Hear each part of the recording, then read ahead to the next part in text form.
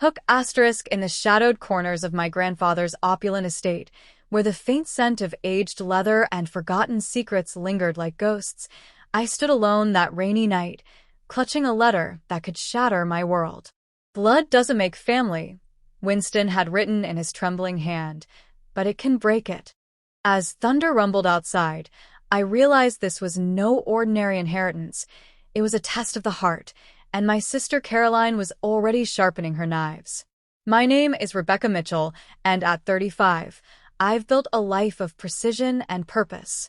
As the founder of Mitchell Architects in Portland, Oregon, I design buildings that stand as testaments to sustainability, skyscrapers that breathe with green energy, homes that harmonize with nature. But in the wake of my grandfather Winston's death 3 days ago, none of that seemed to matter.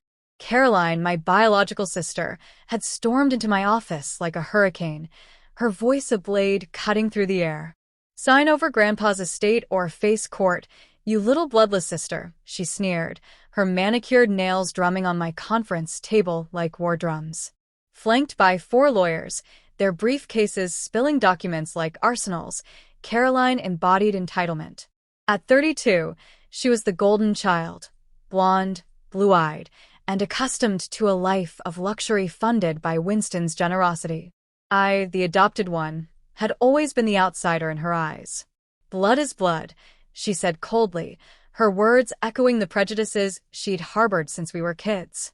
Our grandfather had chosen me at 8, pulling me from a foster home's shadows into his warm embrace, despite the objections of Caroline's mother.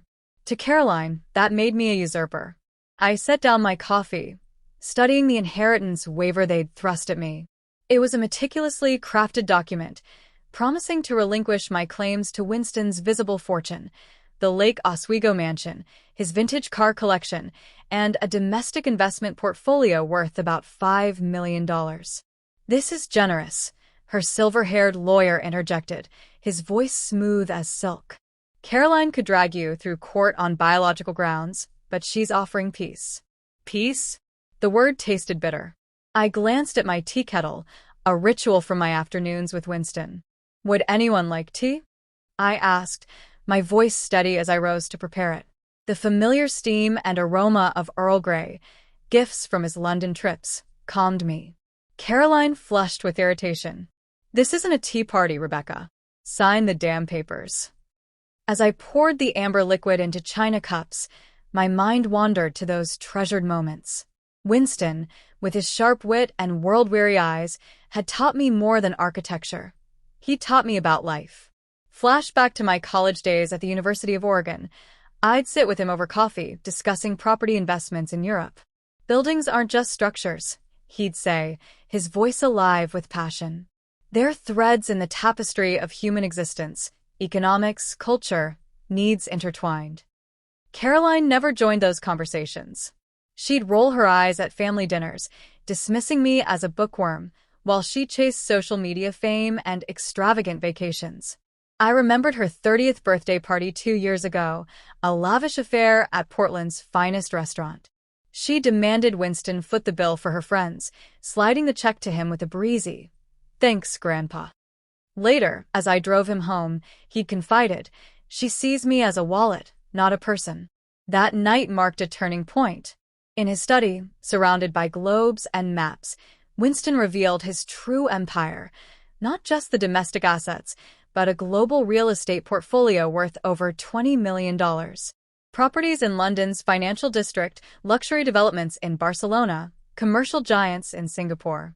"Caroline wants to spend," he said, his voice heavy. "You understand wealth as a legacy." Over the next months, our bond deepened. We'd analyze market trends, debate sustainable urban planning, and share stories of his travels. Meanwhile, Caroline's messages to him were demands for shopping sprees, vacations, even advance inheritance for a new car. "She doesn't ask about my health," Winston lamented, showing me her texts. In contrast, mine were filled with concern, inquiries about his doctor's visits, offers to help with errands. 6 months before his death, Winston called me to his study with his attorney, James Crawford, via video from London. "I've made my decisions," he said, sliding over documents. The international holdings, everything beyond the domestic estate, were being transferred to me through offshore trusts. I protested, but he shook his head. Biology doesn't define family, Rebecca. You've earned this with your heart. Now, facing Caroline in my office, I feigned surrender. I'll handle it tomorrow, I said, watching her relax. Little did she know, tomorrow would unveil the truth. The next morning, Portland's autumn drizzle set a contemplative tone as I arrived at Crawford and Associates. Caroline strutted in, her designer dress screaming confidence, flanked by her legal team. I knew you'd see reason, she said in the elevator. Family law favors blood. In Crawford's office, overlooking the Willamette River, the revelation unfolded. The domestic assets go to Caroline, Crawford began, but they represent only 20% of Winston's wealth. He detailed the international portfolio, transferred to me years ago. Caroline's face crumpled. Impossible. He never told me. Crawford presented evidence, medical records, evaluations, even recordings of Caroline's dismissive conversations. One audio played, her laughing off Winston's concerns about money. It's just money, Grandpa. You can't take it with you. Another showed her demanding funds for a vacation, growing furious when he suggested she contribute. As the recordings exposed her transactional view, Caroline's lawyers faltered. This proves nothing, she spat, but the contrast with my caring interactions was undeniable. Winston's final letter sealed it. Blood doesn't guarantee respect. Rebecca has shown me true family. Defeated, Caroline threatened lawsuits, but Crawford warned of the costs, litigation across 3 continents that could devour her inheritance. Still, her rage propelled her forward. 6 months later, in London, her challenge collapsed. She'd spent everything, the cars, jewelry, apartment, on a futile legal battle. The British High Court ruled in my favor, labeling her pursuit as frivolous greed.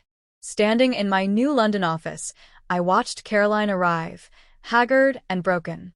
I've lost everything, she confessed, tears streaming. For the first time, I saw remorse in her eyes. I shared Winston's letter to her, outlining a small trust fund for her growth, contingent on change. I was wrong, she whispered. About you, about Grandpa.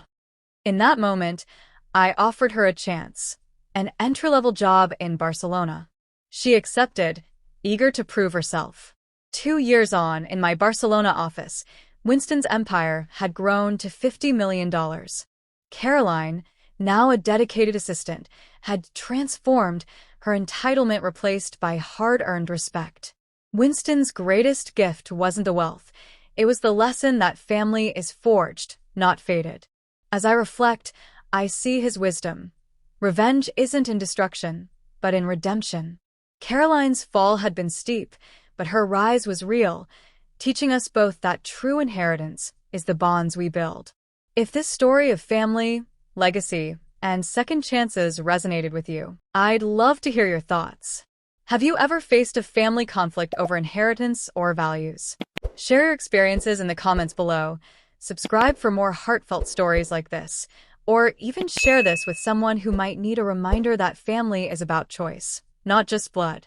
Let's build a community of stories. Your input could inspire the next one. What would you do in Rebecca's shoes? Let me know.